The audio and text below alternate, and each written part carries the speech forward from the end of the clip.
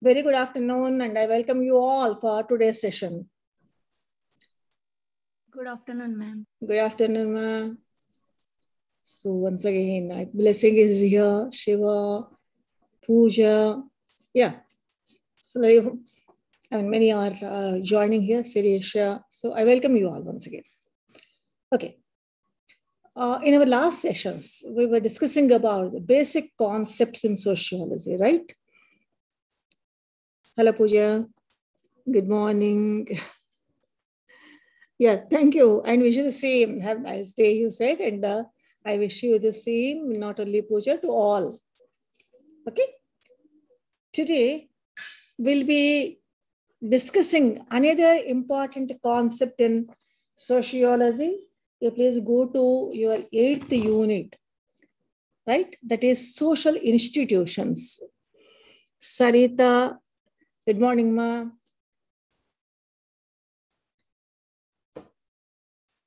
In our previous sessions also, we tried to identify certain basic social institutions which we come across in all societies, whether it is a very primitive one or a modern one or postmodern. In all societies, these institutions will be there.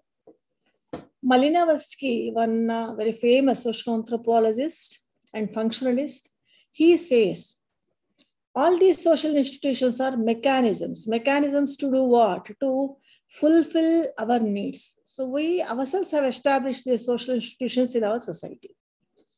What are they? How to define them? What are the major or basic or essential social institutions? We'll be discussing about these aspects in today's session. If time permits, we'll be proceeding to the next unit, that is unit number 9, that is on social control. Meanwhile, once again, a cautionary request to you. You please go through the information. If you are having books or if you are not having books, you please search for that particular concept, saying, let us say, social institutions in sociology. Then you will get information. You please. The reason, after hearing, if you read some kind of material, then that will be very easy for you to understand. That is the only thing, and I request you to do. And let us have, in order to reduce the time, let's have a PowerPoint here. Are you able to see this, ma'am? Yes, ma'am. Right. Yes, ma'am. Right. So let me start with a question, a basic question. What is a social institution? How can we define social institutions? Just now we mentioned that the kind of... Hello, good afternoon, madam. Good afternoon. Welcome to the session. Okay, ma'am. Okay, ma'am. Right. Mute your this thing, and you please try to see the PowerPoint presentation. If possible, you please make a note of some points also. Right? Madam, which unit, madam, this one? Beg pardon? 8th unit. 8th unit, huh? Okay, madam. Right. 8th unit on social institutions. Madam, topic, madam? Topic. Social institutions. Okay, madam. Right.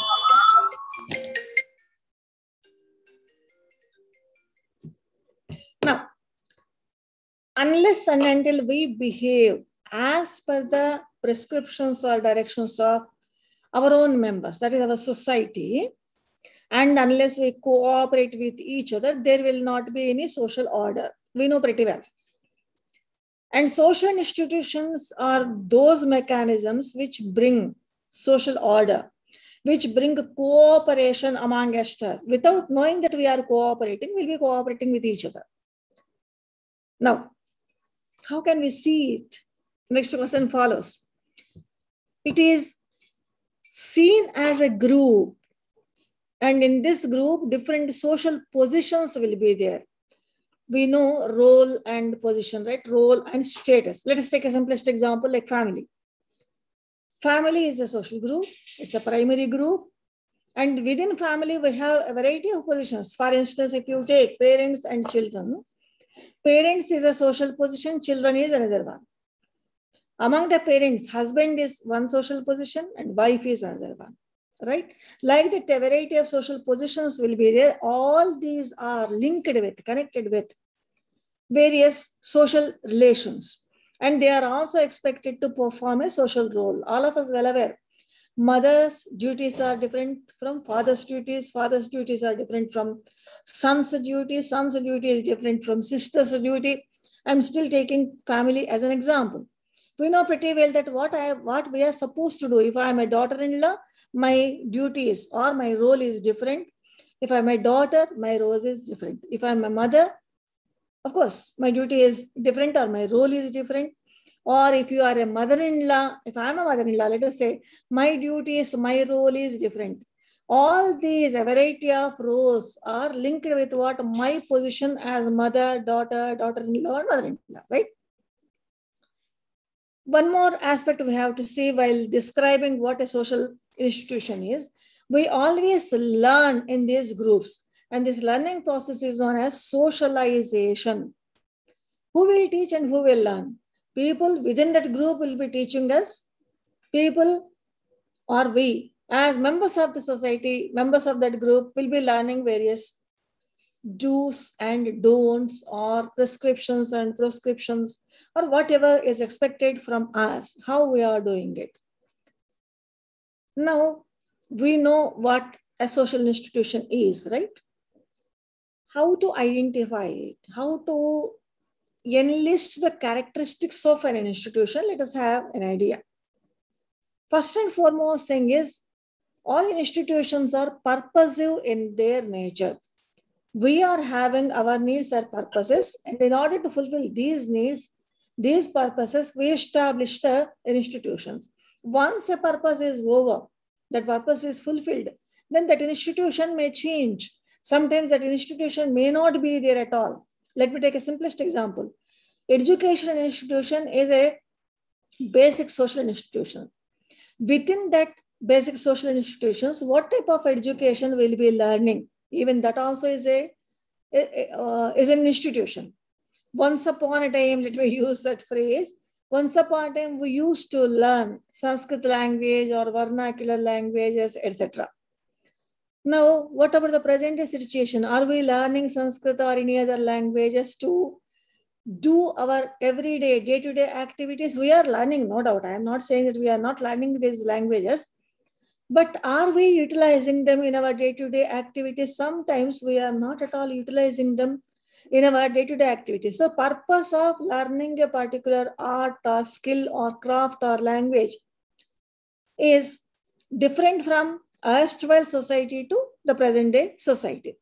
Hence, we say institutions are purposive. Institutions are relatively permanent. If we establish an association, once all needs are fulfilled, then the association will not be there at all. But institutions are not like that. Here, institutions will continue. They'll change themselves. They metamorphose themselves as per the needs of the present day society, and accordingly, they will be changing themselves. That is otherwise we say they are relatively permanent. But there may occur a situation, they may simply vanish in thin air. That is the reason, just like society, they are not completely permanent. Society will be there as long as human beings are there on this earth. Society is going to be there. But institutions may or may not be there. Institutions have to follow so many rules, regulations, establish certain norms, values, assign various duties or rules and statuses to people, members of that institution. All these aspects are elements of social structure, right? We discussed about this concept in our previous sessions.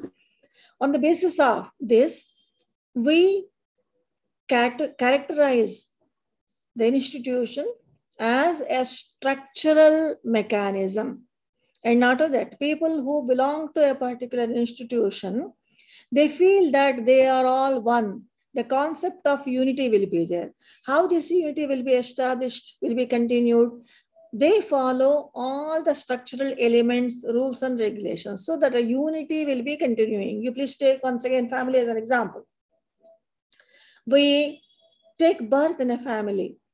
But do we say that we don't want to, or we are no longer associated with family? I don't think so. We'll be continuing that family membership till our last breath. Not only that, even to our children, that is next generation also, will be saying that this is our family, these are our, let's say, do's and don'ts, these are our positions. We, of course, here the question of positions will be described as a kinship, but will be continuing the unity. All institutions will have their own values. A particular thing may be good for one particular institution, but may not be for another institution. Let me take a simplest example. It is a being honest or continuing the relationship till the end of the life is a value for family. But nowadays, this is not a value, acceptable value if you are working in an office. For instance, continuing with the same office for 30 years or more than 30 years has lost its significance as a value. Now, this type of continuation of relationships is not considered as a value for economic institutions. If you are not changing your job after 2 years, people will be laughing at you. How come you are still with the same organization? Nowadays, people always ask this question. That means after 2 years, you are expected to go to some other organization and grow vertically, not horizontally. Here, this example clearly shows that institutions are value-laden. But what type of functions an institution discharges in a society? Let us see. It teaches us our behavior, and it also says that we behave accordingly, each and every individual person. Not only that, how to maintain our social relationships, what type of duties we are expected to do, that is known as social rule. All these will be provided readily by the institutions. Let me take a simplest example, very simple example. Let us say you've gone to a shop to purchase some medicines, right? Here, what is your role? You are a purchaser. What is the role of the medical shop person? He is a seller. What aspects you will be taking into consideration in order to talk to that particular person? You will be having, do you have this medicine or not, without any prescription? And that person may insist that, please show the prescription, then I'll give you. And you will be showing the prescription and he will give the medicine. You will be paying that amount, whatever is the amount, and he'll come coming out of that medical shop. That means you know pretty well that if I go to a medical shop is an economic institution. So my role is only as a consumer or producer or seller, as a distributor. And whatever behavior you are having, whatever relationships you are having are limited to only that particular aspect. Beyond that, you are not going to have any link with, let us say, people. But this is different in case of family or marriage. This is different in case of education institutions or political institutions.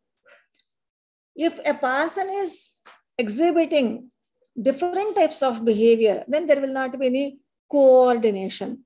There will not be any stability in the culture. So what do institutions do? They bring the coordination. They also bring the stability for our life. Let us say we are behaving as if we are a consumer in a family, then immediately family members say, what is that you are doing? You are not a consumer, you are a member in the family, come and follow all these rules and regulations. So here a sanction is there which brings stability, which brings conformity. We'll be following whatever rules and regulations or do's and don'ts are there for family, for that matter, any organization. It need not be only family. Simply I'm taking family as an example because all of us are members in family. By doing this, institutions control our behavior. Now, let us see what are the major basic social institutions. Why I'm using that word basic is because all societies, these social institutions will be there. Family, education, religion, economic institutions, government, or political institutions. These are the basic social institutions. Please mute your mics so that you will be able to play the music. Your microphones.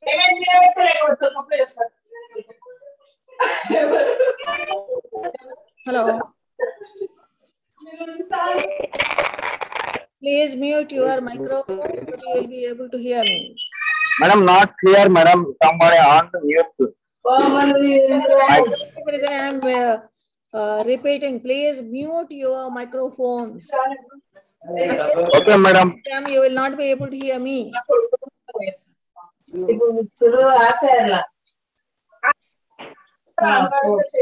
Amma, me mic mute చేయండి.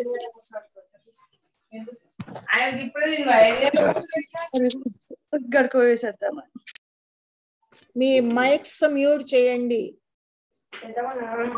Hello, madam. Group is there, madam. WhatsApp group, this Sociology group.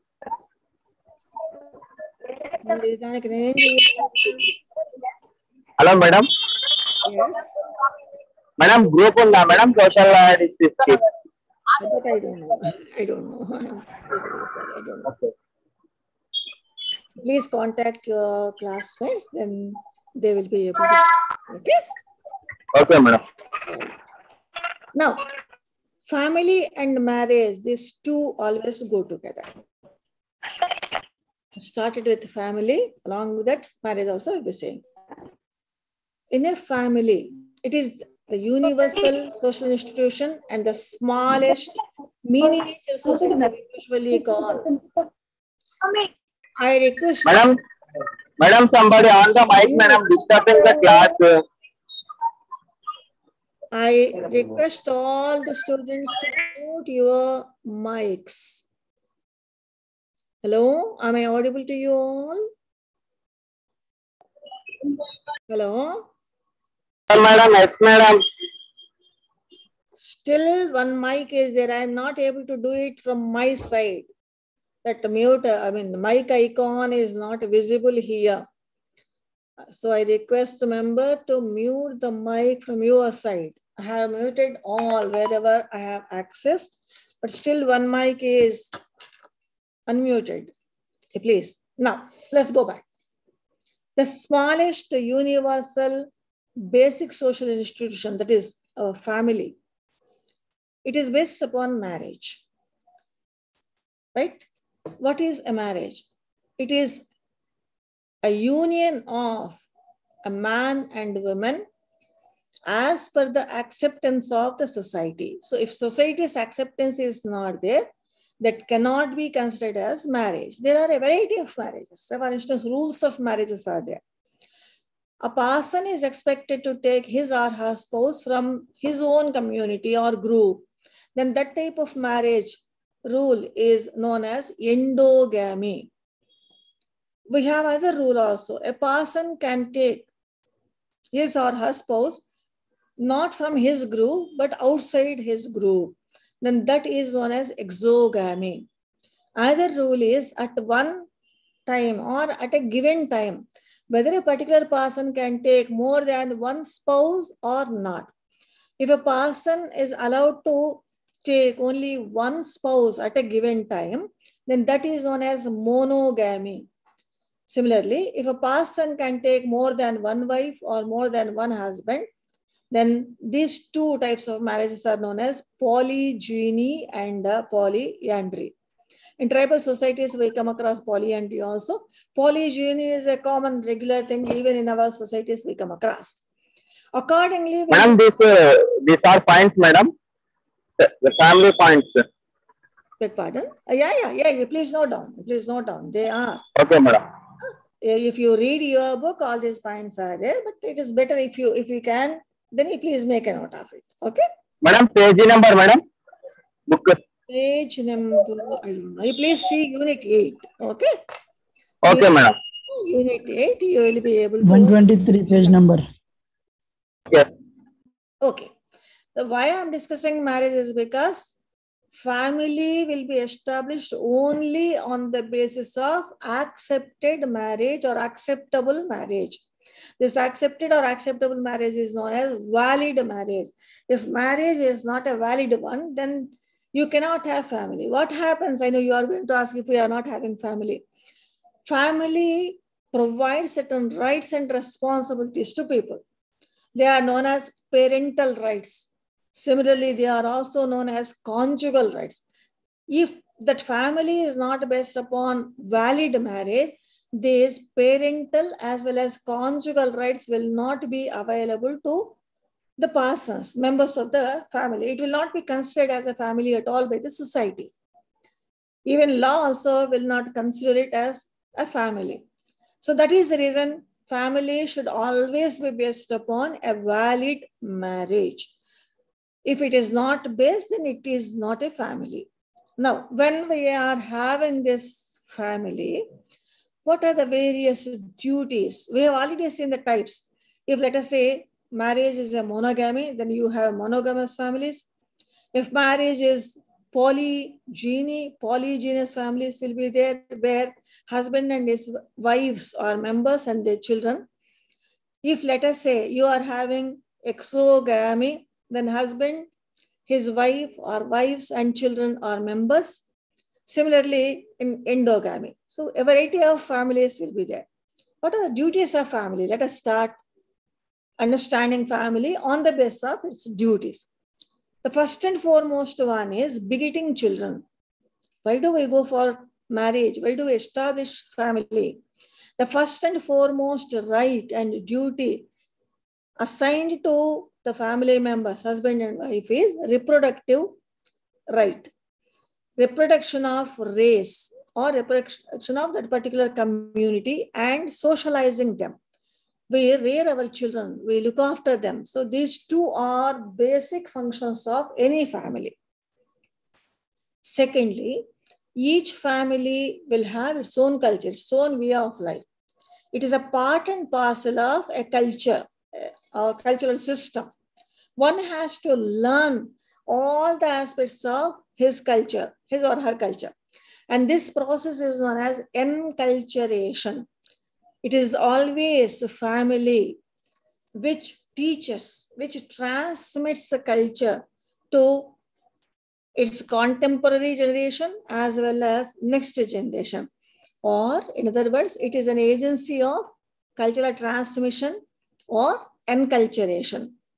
Then another duty is we always look towards our family for providing security, a sense of security. Security does not mean having some kind of bounces and all those things. No, a sense of security. You please try to remember what do you do if let us say you are in a tense mood or you are having some kind of stress. Immediately you will rush to your family members. That family member may be anyone. That may be your mother or father or brother or sister or wife or husband or son or daughter. But what you are doing is you are simply rushing and those people are providing security to you, emotional security. Not only that, even economic security also will be provided by them. And they are providing this emotional security or psychological security by providing affection and love towards you. All of us love our family members, don't we? We have to grow both physically as well as mentally, right? In order to grow physically, we need food, shelter, human baby, because the dependency period on parents is much, much longer for a human baby. It is not a day or two or a month or so. No, it may run sometimes even 30 years or 40 years or even beyond that also. So who will take care of us? Obviously, it is family. Not only that, we have to grow our personality. I would like to become, we usually say, small kids, we usually ask, what is it you are going to become when you grow up? A child may say, I would like to become a doctor or engineer or actor. I mean, a variety of answers.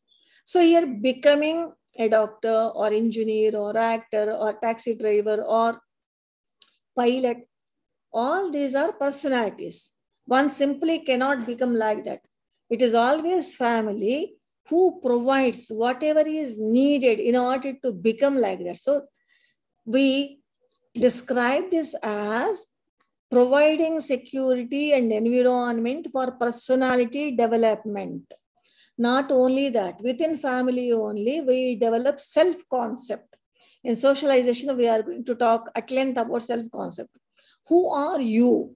If I ask this question to you, then you are going to say, my name is so-and-so, I am studying so-and-so, I stay at so-and-so place, I am working or not working. All these details you are saying. All these details are nothing but yourself. You are developing this type of self, being a member in a family, being socialized by a family. For instance, we always develop likes and dislikes about ourselves, not about only other people, ourselves only.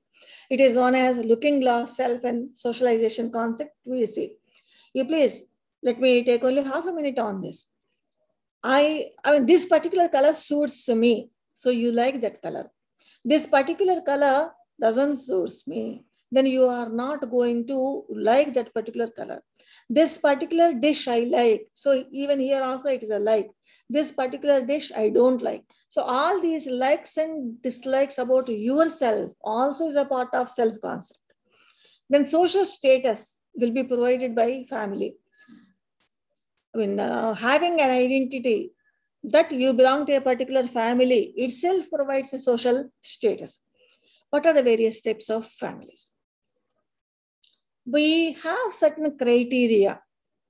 6 criteria are there. We'll see them one after the other. Let me start with structure. Who are the members in the family? That is structure.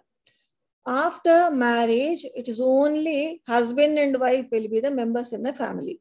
So that family is known as conjugal family. It is a primary family. Once children are born, then that conjugal family will become natal family. So conjugal natal family. Besides this, how many members are there? How many generations are there in a family? Accordingly, we have nuclear family and extended family. In a nuclear family, husband and wife, their children, only one generation people will be staying. Whereas in extended family, more than one generation people will be there. Husband and wife, their children and their children, their wives and their children.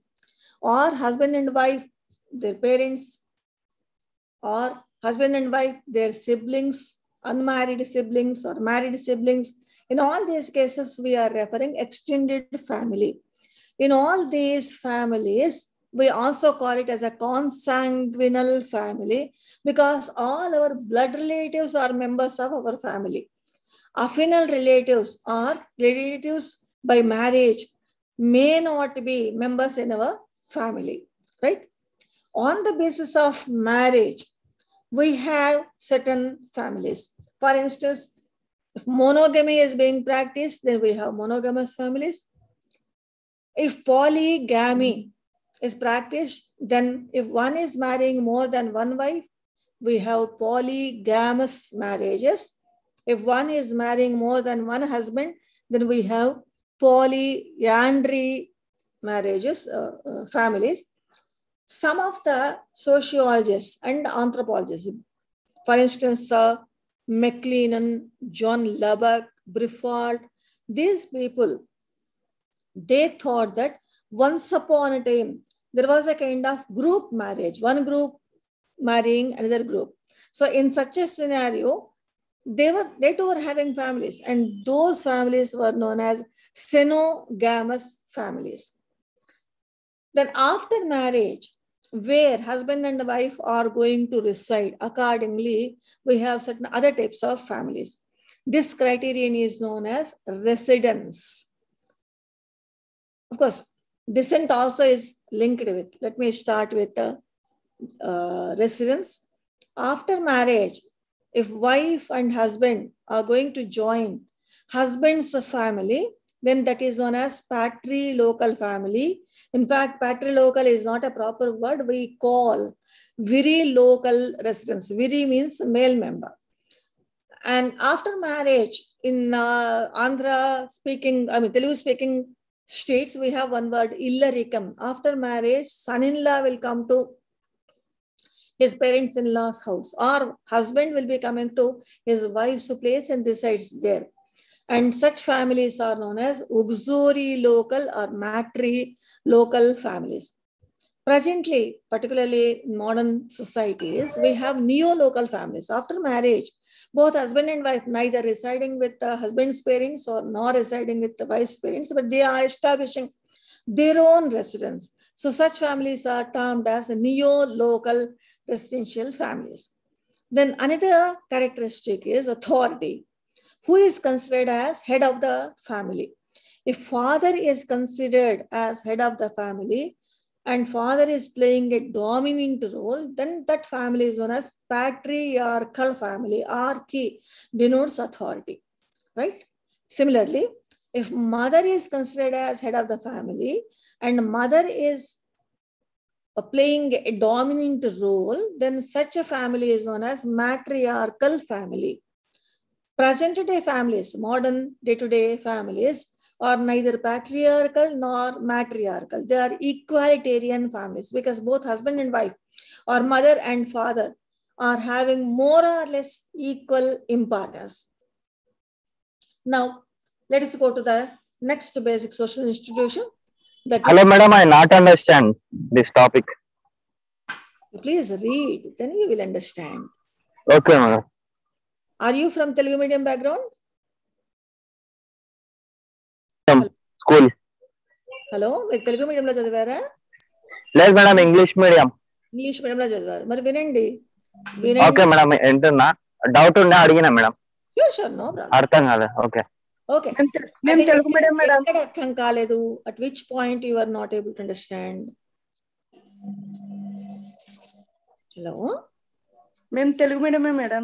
కొంచెం అమ్మ Telugu medium classes వేరే ఉన్నాయమ్మా, మీరు అక్కడ join అవ్వండి. మొత్తం తెలుగులోనే teaching ఉంటుంది అక్కడ. అక్కడ జాయిన్ అవ్వండి. Okay, I mean, the present student who said he is not able to understand, you please mention at which point you are not able to understand, then we can go back and we can try to clarify. Madam, you said family, no madam, number all will be or one and will be? We are talking about types of families. Yes madam, types of number, one number will be, no madam, family. Family is one unit only, no doubt. Okay, ma'am. But in sociology, we classify families on the basis of certain criteria. Understand, madam. Okay. Right? Authority is okay, madam. One criterion. Similarly, where they are residing is another criterion. Where they are expected to reside, like that. Okay, madam. Okay. Okay, madam. Let us proceed to the next basic social institution, that is education. Education is nothing but learning. All of us are well aware of this particular thing, right? And by learning, what is it we are going to do? We'll be acquiring knowledge. We'll be acquiring skills. We'll be acquiring various habits, right? That is education. Education does not mean going to school and learning 3 hours or some kind of subjects. No, it is much, much more than that. For instance, if you are learning how to use, let us say, a book, a notebook, how are you going to write on that? Are you going to start writing with a religious symbol or not? Even that also you will be learning in a society. That may be taught to you by your family members or your religious institution or your economic institution, whatever it is, but you are learning. All these will be done through various groups. And the basic aim of educational institutions is transmitting knowledge, skills, etc. from one generation to other generation by training them. What are the functions of educational institutions? Here I have taken. Madam, what are saying your points? We should write out, madam, in book one, book notebook. Saying points. No, it's not like that. First do one thing. First listen. Okay. Then later, please go through the material. Then you will be able to understand. If you see the book, some textbook may not find in the book. Some you may find. See, we'll be having, here it is a dialogue, conversational one, right? Your book, in one page, somewhere around some 20,000 words are there. Then you will not be able to read it and listen. So concentrate particularly during the session, on listening. Then immediately after the session is over, you please go through, right? Okay, now here we have taken school as an example for educational institution. School is an established organization, right? It has its own structure and functions, and some social order also will be maintained by this established organization. What happens in a school? You please try to remember what you used to do when you went to your school. At school, you were taught various subjects, various situations, how to deal with, various skills, how to utilize them in your own life by a variety of ways. For instance, when you are 2.5 years old or 3 years old, song and play method will be followed to teach you certain basic skills like counting the numbers or counting alphabets, recognizing your bodily parts, etc. But when you go to 5th class, your education will not be limited to this. It will be much more than that. You may have to learn so many words, that is vocabulary. You may have to learn how to extract or multiplicate or do mathematics. All this, how to write, all these things will be taught to you. When you come to your 10th class, then the seriousness of training will be much more than that. You will be trained to participate in competition also. Like that, school as an established organization having its own structure trains children. Now, for what purpose they are doing it? When we talk about social institutions and education as one of the social institutions, we identify this duty as intellectual purpose. Certain basics one should learn, and these basics are merely learning by rote. They are cognitive skills. You might be able to read something, write something, or do mathematics, right? Not only that, you must be able to transmit this knowledge. It is specific knowledge to your next generation. Then only educational institution, we can say, has fulfilled its function. Otherwise, it is not. Not only intellectual purpose, educational institutions have political purposes also. What are they? We always expect allegiance to the political situation. The political situation may be visible, like political parties or government, a variety of political culture, voting behavior. All these are part and parcel of our political institutions. Education always teaches that you have to show allegiance to the political parties or political order or political institutions. How? You please try to remember your 5th class onwards. All of you might have studied civics as one of the subjects, right? In civics, you were taught about our country, its geographical location, who is our president, who is our prime minister, who is our chief minister, state-wise. Not only that, how we conduct our elections and what is your duty in those elections. What are the duties and responsibilities of president or prime minister or chief minister or governor? All these aspects we learn. By learning this, what is it we are doing? We are accepting whatever is said in our political institutions. That is termed as allegiance to existing political order. Educational institutions prepare citizens to participate in political order. From 5th class onwards, you were taught that once you cross your 18th birthday, you will be having franchise, adult franchise is there in our country. Hence, you are expected to cast your vote and you are expected to select your leaders. So that is the reason why once 18th year is over, most of the children will rush to the polling booths to cast their vote.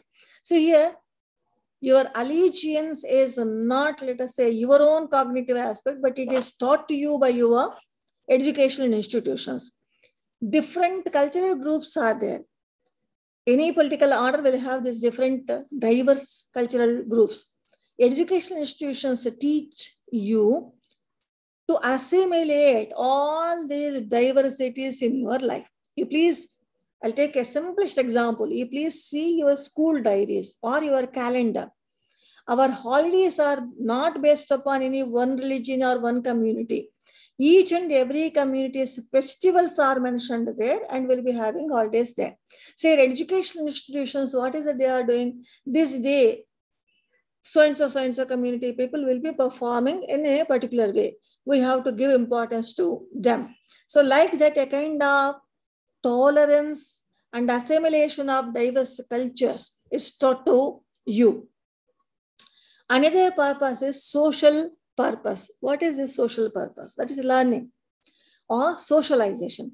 Through education institutions only, we'll be learning various roles, our behavioral patterns and values of society. Everybody should take care of one's parents and children. It's a value. And educational institutions teach this value to us by various lessons. Such lessons will be there in your language subjects, English, Telugu or Hindi. Such lessons will be there even in your science, whether it is physics or chemistry or within your biological sciences, even mathematics also. Yes, ma'am. Right? So here what is happening? Socialization of children is going on in educational institutions. Educational institution has certain economic purposes also. What is that economic purpose? We are all trained to do certain occupations, certain duties, useful for the society economically. After studying, let us say 10th class, it is a general education. Then we go for intermediate where we may opt for sciences or arts or languages. So if you go for, let us say mathematics, what is it you are aspiring? You are getting training to become an engineer. If you are, let us say, opted for biological sciences, then your aspiration is to become a doctor. That is another occupation. These two are not same.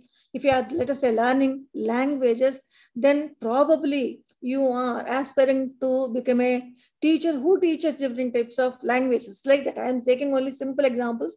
Umpteen number of occupations are there, and our educational institutions will train us so that we can take up these occupations. Besides this, let me mention certain other also. Technical functions are there. All of us, up to 10th class also, all of us are trained to use laboratory, will be taken to the laboratory where we are expected to do certain experiments. That may be, let us say, using litmus paper. Despite that, experimentation or scientific method is taught to us. Then how to behave with our fellow human beings or social function also is taught at school. Say, for instance, if two students are there quarreling with each other, beating with each other, will the teachers keep quiet? No, immediately some kind of punishment will be given to the person who tries to beat other. Some kind of praise may be given who keeps quiet and not showing any violent attitude. So here this punishing a person or praising a person, these are nothing but sanction through which they are teaching it our human function. Political already I mentioned, cultural and other functions. Whenever we talk about functions, whether it is family or marriage or education or any other institution, we usually talk about manifest functions, which we can see, and latent functions, which we may not be able to see unless and until we think about it and try to analyze the situation. And what are the manifest functions of education institutions? First and foremost, one is social control. It is the one of the institutions which controls our behavior by training us, by teaching us, by monitoring our behavior, right? Not only that, we will be placed in our society on the basis of whatever skills we have learned in our educational institutions. Say, for instance, you are a merit student, then you have good chance of getting a good placement. If you are an average student, then your chances are, compared to a merit student, less. Here, what is happening? A placement process is going on. You are being placed in a particular position on the basis of your scholastic achievement, right?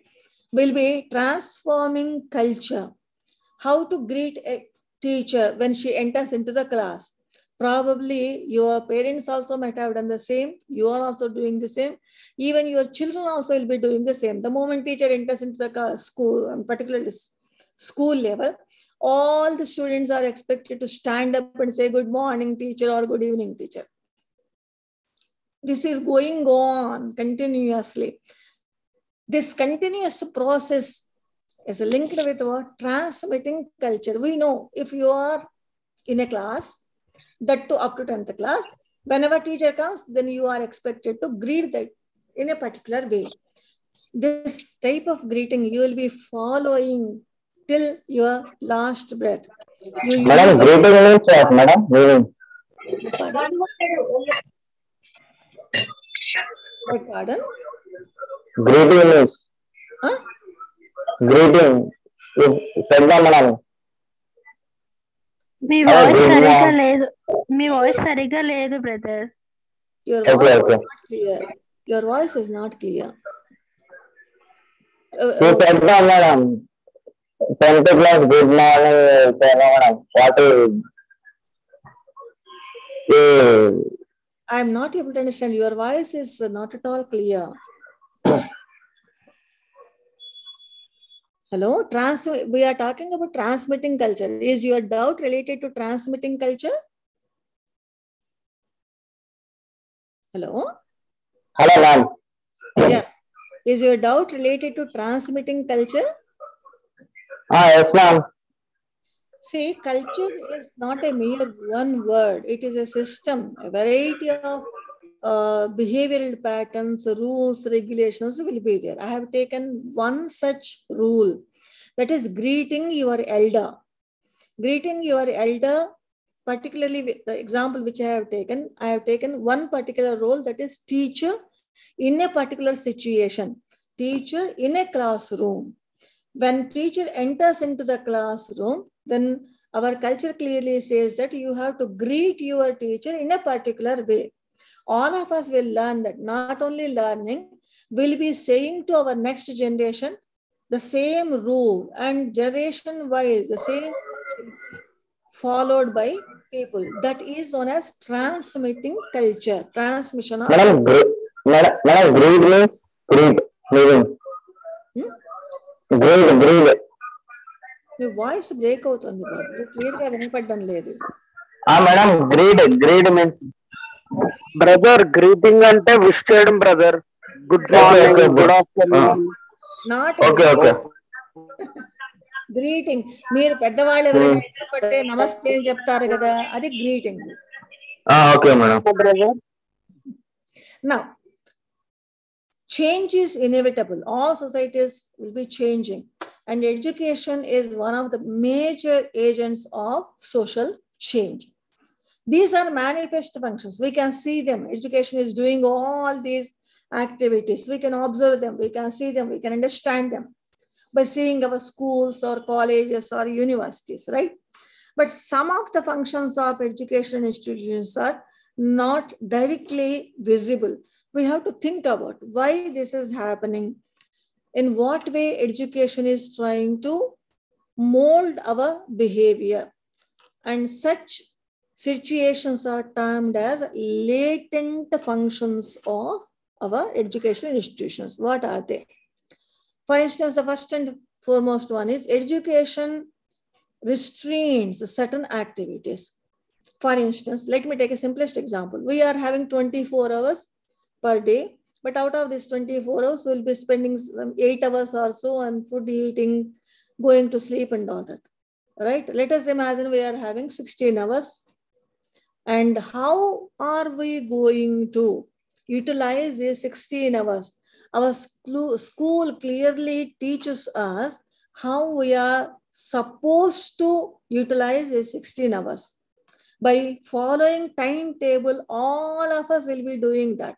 Whenever we follow timetable of activities, if one activity is assigned to a particular hour, then we will not do any other activity during that particular hour. So that is known as restricting some activities. You please try to remember your schooling. When, let us say, you are in 6th class, let us say, Sixth class will have English language at first period, Telugu second period, science third period, mathematics fourth period, in between recess or lunch break. So what do? You will not eat lunch during your maths period or Telugu class or English class, do you? Here we are restraining various activities. By restraining, we are teaching children how to behave and what to do. The same situation is carried away till our last breath. We ourselves create a timetable for us and will be doing activities accordingly. Then another latent function is how to maintain relationships within our social networks. All of us will be having known persons, friends, very near friends, right? Acquaintances. So friends, very near and dear, acquaintances, all these are social networks. In sociology, they are termed as social networks. How do we develop these social networks?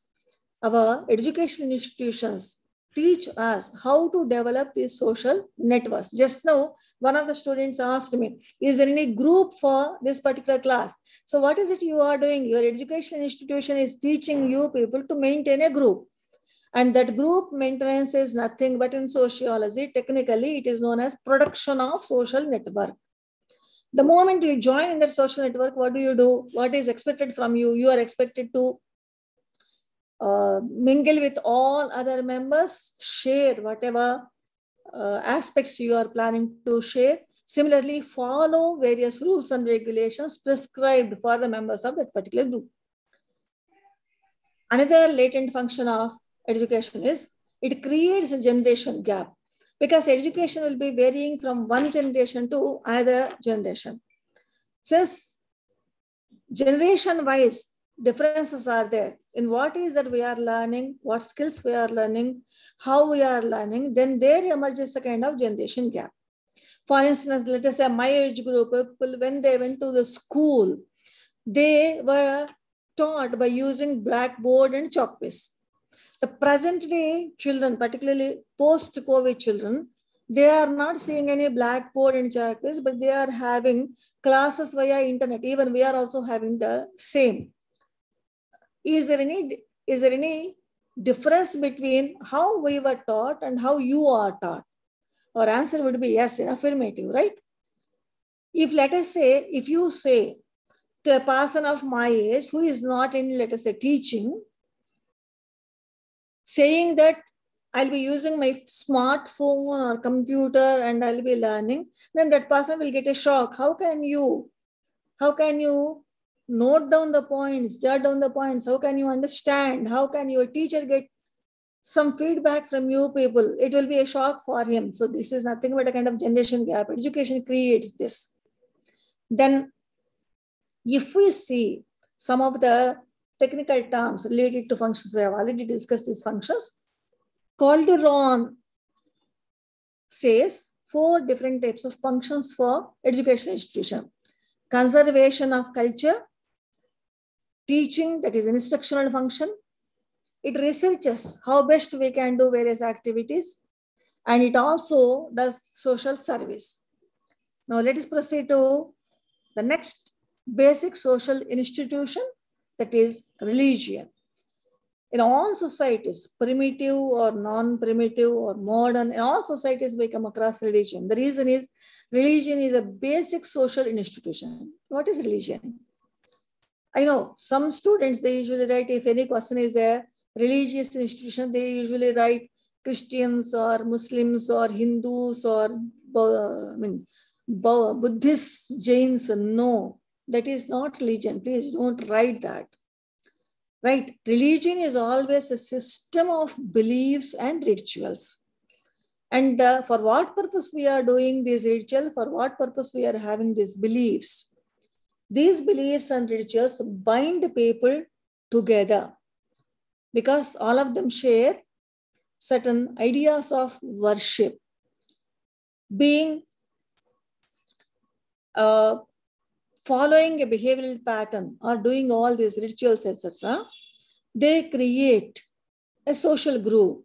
Persons who belong to a particular religious cult or denomination or a particular religious group are doing, though religions are different, doing certain rituals, they get identity by becoming in that particular group. Let me take a simplest example. January 1st.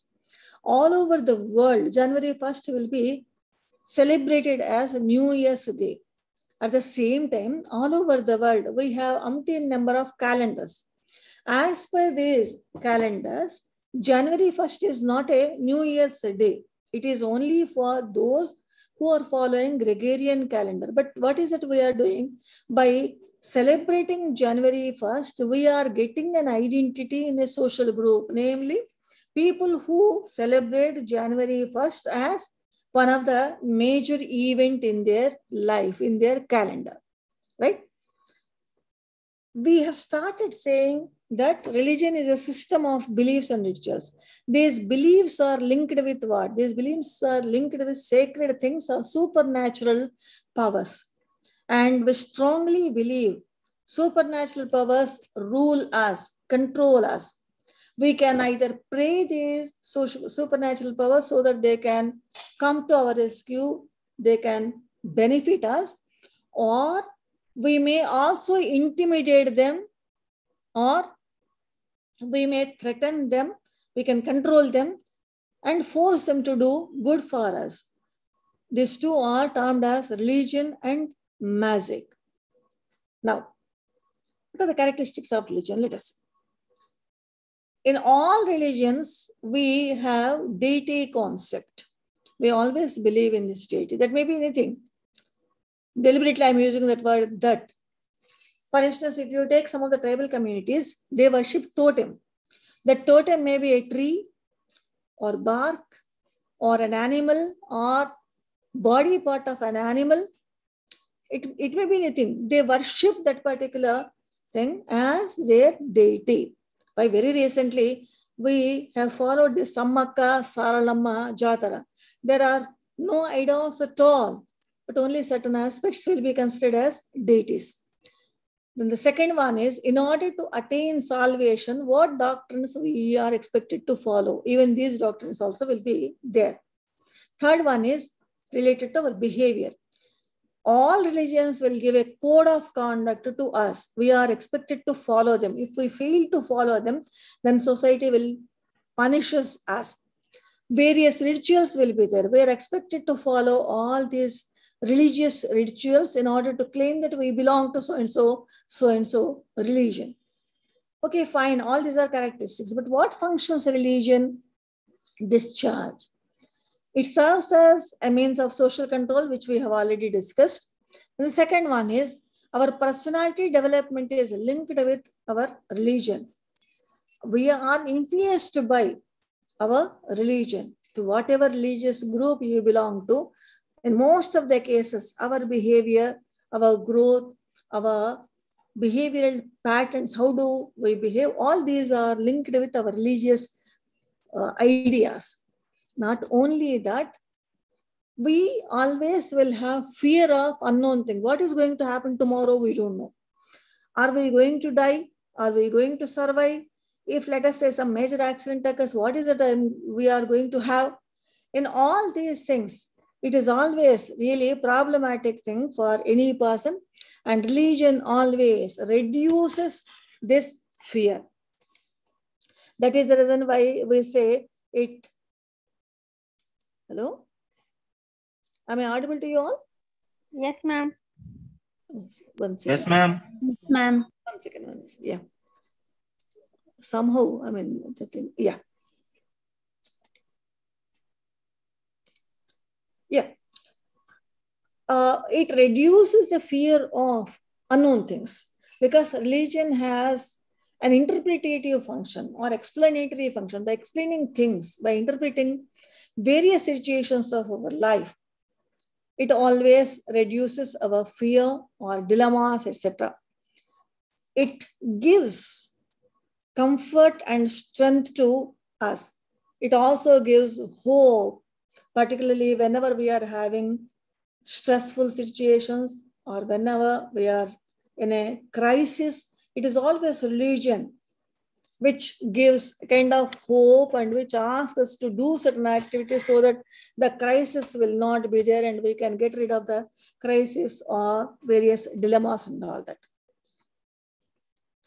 Now, when we talk about various functions of religion, now let me take only one word. It is an instrument of change. It brings the people together, that is known as congregational aspect. It preserves knowledge, skills, etc. And it also transmits. That knowledge is entirely different from the knowledge which we are gaining in our schools and colleges. That's entirely different. How to worship a God? It's a specific knowledge. What skills you require? It is a specific knowledge. This will not be taught to you in a school or college.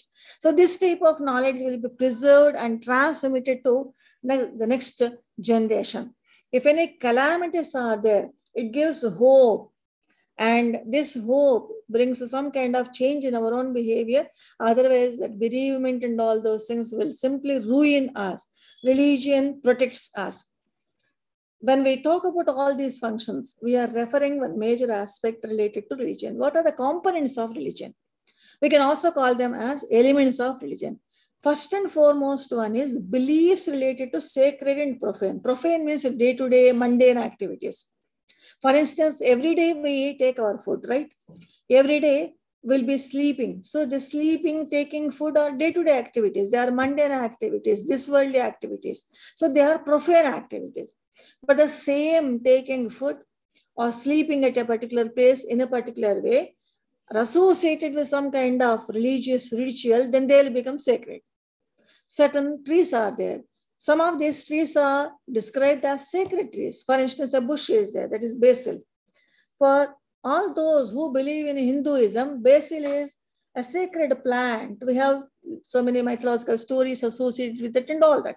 But people who never believe in Hinduism or belong to various other religions, basil is nothing but just like spinach and all that, and they use it in cooking some dishes and all that, right? So here, the same plant, which is considered as just like any other bush by certain religions, is not done by another religion. So such beliefs will be there. This is only one example. Thousands of lakhs of such beliefs will be there. We think that we have to do like this. That is known as a norm. Religion always gives norms. Please mute your mic, ma. Every religion will have certain rituals.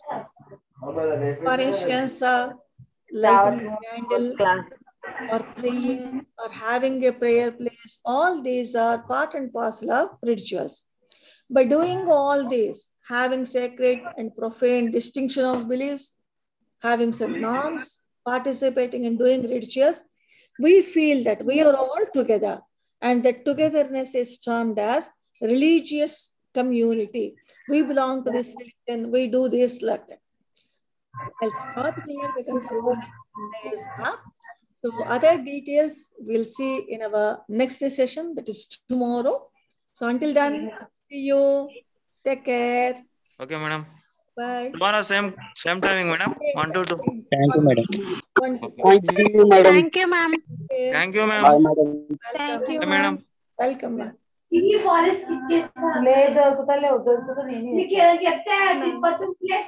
నావే పోయి మీ పిల్లని ఏ police cover ఆడబెట్టి నా ఆడి నిలబడేసిందో ఏమో లేదు మొత్తం కొత్త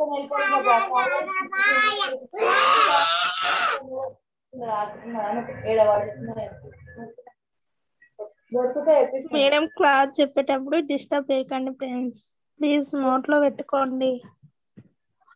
ఆడుకుంటుంది ఏం చేయదు అని అంతే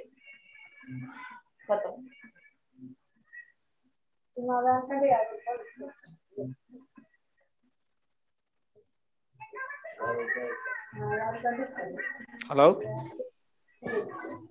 Hello? Hello, somebody is there? Hello Hello? Hello ఎవరు? హలో, ఇది గ్రూప్ లో పెట్టింది చూడండి సైన్స్. కొన్ని లింక్స్ పెట్టింది చూడు అవి దేని ఈరోజు క్లాస్ లా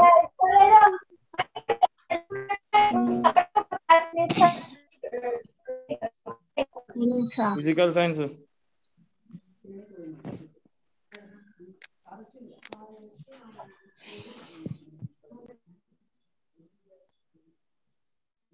హలో బ్రో హలో హలో